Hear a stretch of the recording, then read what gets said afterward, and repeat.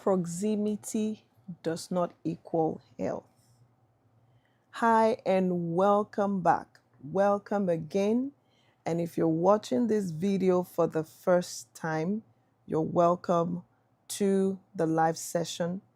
And we've been talking about relationships, really. We've been talking about healing, we've been talking about alignment, and we've been talking about healthy relationships. Why?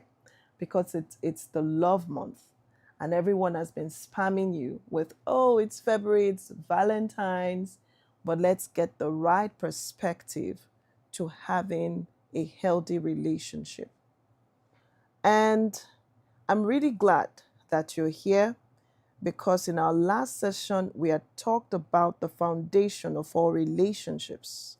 And that one foundation that anchors the rest of the relationships you'll ever have with everyone else is the first and the fundamental relationship that you have with yourself. And if you haven't seen that video, please head over to my channel and see all the fun stuff that we packed in that video just for you. So today we're moving outside and we're moving into our circles, and that's the circle of family and the circle of friendships. Many people are loyal to relationships that are silently draining them. Yes, I said it. You heard it first from me. And some of the most complex relationships in our lives are not with strangers. They are actually with people who are familiar, whom we are familiar with. They are people we grew up with. They are people we've known for years. And here's the key truth for today: proximity never and does not equal health. Because someone is close, a close relative, does not mean that that relationship is healthy and it's void of toxicity. Being close to someone does not automatically also mean that the relationship is safe. Being close to someone does not mean that that relationship is balanced. And being close to someone does not mean that that relationship is life-giving. This conversation is not about dishonoring family. No, we don't do that here. It's not about dismissing friendships either. You heard that from me. It's about discernment. It's about learning to see clearly without guilt. Remember, we said this place is not a place where you get blamed for all the happenings in your life. This is the place where you become enlightened. This is a place where you become aware of the relationships around you. And if you are a Christian, this is the place where your understanding is enlightened, your mind is renewed, and the Word of God helps you to get out of those circles. So it's not about guilt. However, if this is a conversation that you need, I want you to listen and type in the chat, I'm listening. Thank you. Yes, you should be listening anyway. So, to understand why some family and friendship relationships feel heavy, feel complicated, feel confusing, we need to name the dynamics at play. There are three major family dynamics, and I want you to explore them with me. Let's go. The first one is family or origin patterns. As uncomfortable and probably as what is the word I'm looking for now? Maybe overused word, the most recent word that you hear is family patterns. And as extremely drawn these words may be, they are real. For example, you didn't just inherit your last name. You didn't even have a choice to make a decision at the beginning what your last name would look like or what your last name would be. Maybe you changed your last name along the line just because it just felt like your life and your last name are at odds. Maybe you did something like that. That's a great decision that you made, but it still remains that there is a root that follows you, that comes with you, and that's your family name and patterns. So you must have inherited communication styles from home. You must have inherited emotional rules from home and expectations. If you come from a large family, there is a very good chance that the way to pass a message across was for you to raise your voice because everyone was loud. Everyone needed to make their opinions heard and feel heard. And remember, the only reason we yell is when we don't feel like we're being heard, when we feel like our voices are not being registered in the conversation. So, yes, that's an example of something that it would have looked like. If you came from a very small family, there is a very good chance that you were never used to being yelled at, or you never needed to yell to pass your message across the other room. So many of us were assigned emotional roles early on.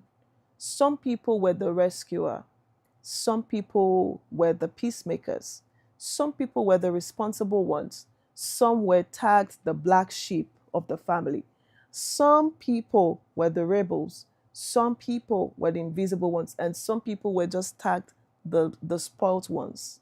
I don't know which category you fall. Maybe you can also put in the chat the labels, the tags that came with your position in the family. The roles helped us to survive.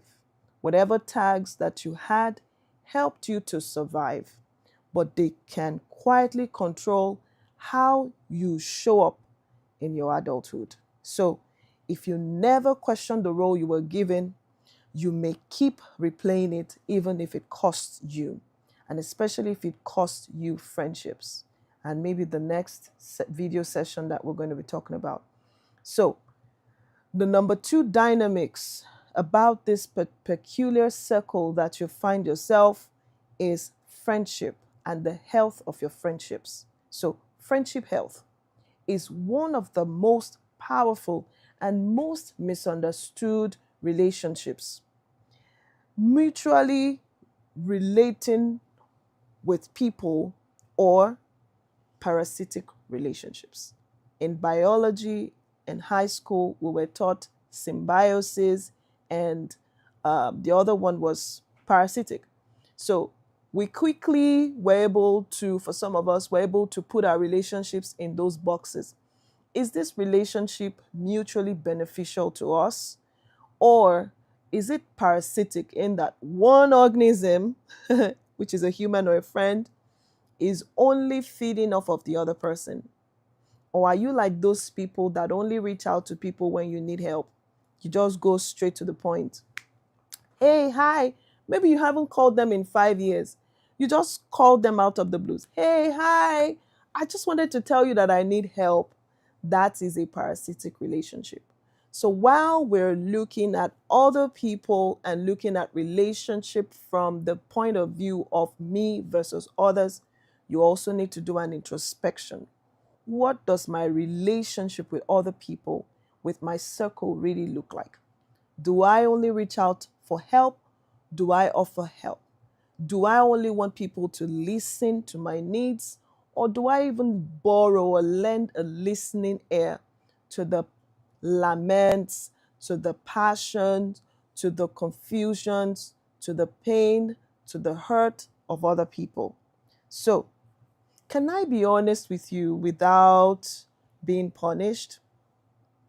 Do we agree together, or am I shrinking just to belong?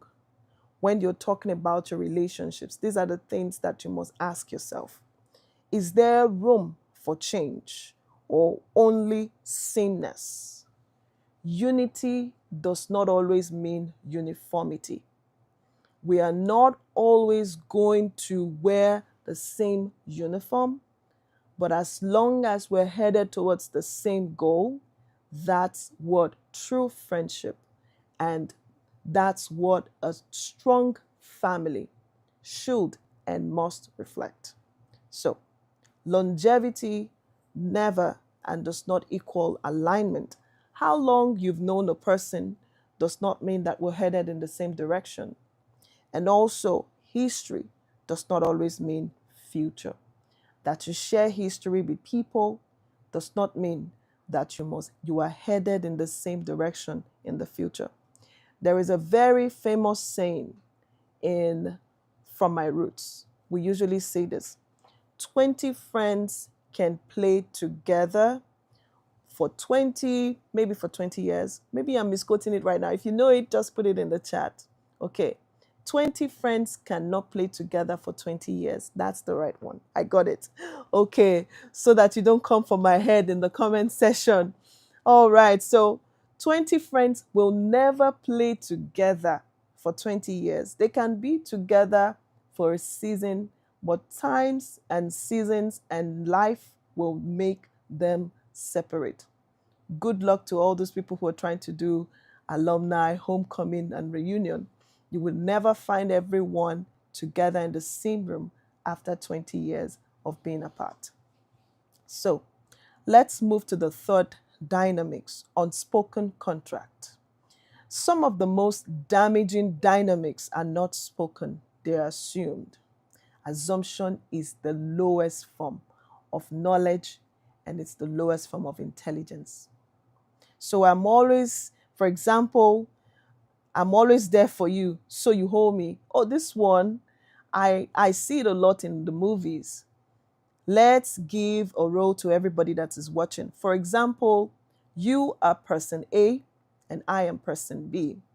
In an action-packed movie with all the intrigues, we are not necessarily friends. All right. Now we have a common enemy, a bad guy from the city who is selling something that we want to oust that enemy. You and I will come together just because we have one common enemy. Now I have a stronger hand at taking down that enemy for you. And I'm going to tell you, I'm going to take down enemy C, but you owe me one. That's not what friendship should look like. And on the day that I need that one, I will come to you and wave what you owe me in your face. That's a silent contract. And that does not look like friendship. Another example is when I stay silent so that you don't challenge me. No, friends must encourage you to achieve and aim for more. Friends must never try to dim your light, make you feel less of yourself or less important about yourself just so that they can get a head start. I've known you the longest, so I get access. That's not what friendship truly is. There are some friends that you must keep who have known you the longest only and if they're beneficial, when they make you feel safe, when they make you feel comfortable. So, those unspoken contracts will create emotional death, and death always turns into control or resentment. When you owe someone, when you're in debt or friendship, it will always lead to control. Because when I come back to ask you as person B for what you owe me, it may not be comfortable for you. You may not find comfort in giving me what I said you owe me, but you will have to give me anyway. That is not what friendship looks like. So loving without honesty becomes control, and loyalty without boundaries becomes resentment. This is where the teaching becomes personal, and I want you to pause. I am not here to judge you or judge anyone, but I want you to observe honestly. Can you ask yourself who energizes me after interactions? Can you ask yourself who is that person who constantly drains me? And where do I feel safe being honest? Where do I perform to belong? This is not about cutting people off impulsively. It's about clarity. It's about alignment. It's about realigning yourself and going and heading straight for healthy relationships. So let me ask you this question, and it's either a yes or a no. You can put that in the chat. Have you ever outgrown a relationship and you felt guilty leaving that relationship? Just put it in the chat, yes or no. Yes, no, maybe. Have you ever? And outgrowing does not mean that you're ungrateful. It just means that you're growing.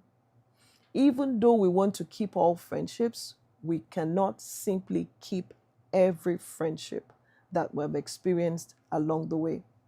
So let's correct a few myths that keep people stuck. You can honor people without enabling dysfunction. Yes, you don't have to keep people in your life who constantly give you pain, who constantly hurt you, who constantly turn you down or make you see less of your self-worth. You can honor people without enabling dysfunction. And distancing yourself from toxic, traumatic relationships is not dishonor. Growth often will change the relationship access. As a matter of fact, if everyone still has access to you, I will question whether you have learned anything from the first video that we made. So, not everyone will get the same version of you forever. You must begin to filter who knows what and who gets what about you. So some relationships will end because of betrayal, and some will end because of transformation. I'll take that again. Some relationships will end not because of betrayal, but they will end because of transformation. Boundaries, again, are not rejection. Boundaries are self-respect in action. So if this also stirred any discomfort in you, I want you to know that that's a sign that you are growing. You are allowed to grow. You are allowed to think through the process and think through your life's decisions. You are allowed to choose health, and you're allowed to choose honor over dysfunction. So if this video really helped you, share with someone. And in the next session, we're even going deeper. We will talk about relationships that shape how we love, the relationships that shape how we attach, relationships that shape how we bond. We'll be exploring romantic relationships and attachment patterns and emotional intimacy. Thank you for staying present in this conversation. I want you to like this video, kindly share it with someone navigating family and friendship relationships or tension. Subscribe for the next session or comment with one insight that stood out to you. Also, I would like to invite you to my community on School. This is a faith-led community where we talk in depth about these things that affect our lives and our relationships. Just follow the links that says school.com. It's in the description box. It's up in my channel and bio. School.com/grow with Abisola Olabisi. It's free and you're welcome to enjoy and listen and learn from thought-provoking teachings and conversations on the growth mindset. Until next time, see you again. Ciao. Bye.